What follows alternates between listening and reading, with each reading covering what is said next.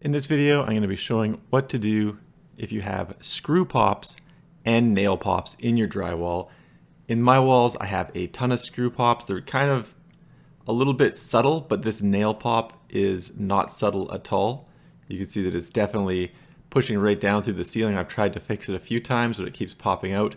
And I'm just going to come around and fix all of these screw pops as well. So a lot of them are showing up as just a high spot in the drywall, which is not the worst thing, but I can't sand them down because they've been painted a few times and I just don't want them to look like that. I'm going to try and redo this bathroom, so I want everything to be sort of a clean slate. Now, I don't know why I have trouble finding the studs on these two particular screws. I don't know if the wood is doing something strange, like it's all twisted up or something. I'm not sure. But anyway, I eventually do find some studs in here to screw into. I thought it would be a little bit easier. I do about 15 or 20 of these in this bathroom, and this is the only one that gave me trouble.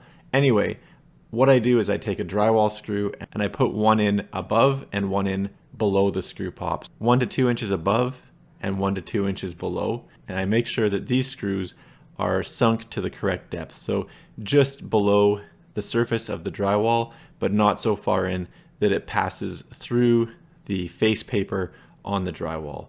And for the upper one, you can see as I put these screws in, that screw pop becomes a little more prominent. So obviously the drywall wasn't firmly against the studs. Once I've got one screw above and one screw below the screw pop, I just take a utility knife and I carve out that screw pop. If required, I take the drill or a screwdriver and I screw that popped screw a little bit deeper in so it doesn't affect anything. But you need to remove that top layer, otherwise that high spot will not go away. Now for this nail pop, which is a pretty extreme one, I do put actually quite a few screws in. I think I end up putting 4 or 5.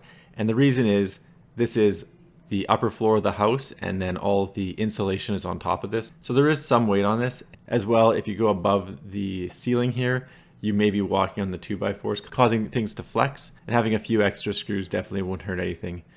To get the nail in, I just use a nail set and a hammer and smack it in. I was thinking about pulling it out, but I thought that would make a bigger mess of the drywall. So there you go, that's what I did, 4 drywall screws, and then carved out that big mess from the nail. Now I only use regular drywall compound for this, I don't use anything fancy. But you do have a few options that you can use to fill these holes. And like I said, I'm just using regular drywall compound, nothing special. And it's the same stuff I use for just regular mudding and taping of drywall joints. For the wall screw pops, I do the same thing. Just use the drywall mud and fill the holes. Once it's dry, I usually use a pole sander, but for these small spots, I just use one of these sponge sanders and a shop vac underneath it. And that does a good job picking up all the dust. Now I find that one sanding isn't enough, and you do need to put on 2 layers of the drywall mud over screws. If you're a really good mudder, I'm assuming that you could probably do it in one shot, but that's not who I am nor what I claim to be. So I mud it, I sand it, and then I mud it one more time for screws. If it's a big seam, I might mud it 3 times and just keep going wider and wider with the mud so that the mud has a good smooth transition and so that you don't notice that you have any high spots. If when you're sanding you go too far and those screw holes become noticeable again, obviously just go back, do a little bit more mudding on top and a little bit more sanding. I don't film myself doing a second sanding, but I think you get the point. And after this, I am ready to paint, although I do have a few more things to do in the bathroom before I get to that point. Anyway, thanks for checking out my video. Don't forget to like and subscribe.